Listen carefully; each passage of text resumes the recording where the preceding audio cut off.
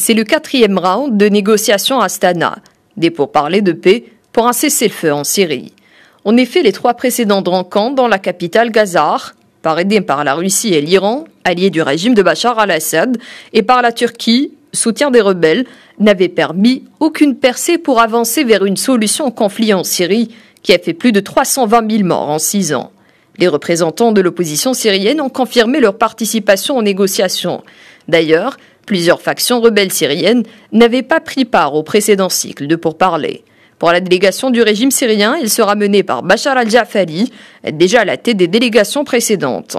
Signe d'un possible regain d'intérêt de Washington, les États-Unis seront représentés à Astana en tant qu'observateurs par l'adjoint au secrétaire d'État pour les affaires proche-orientales.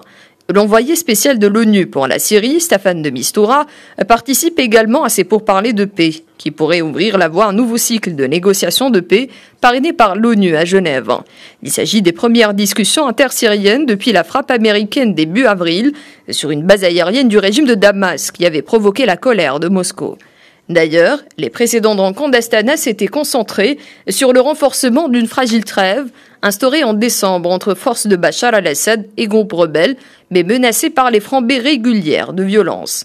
Rappelons que des représentants du gouvernement syrien ont rencontré des responsables russes, iraniens et turcs à Astana au mois de mars, mais sans la présence de l'opposition syrienne.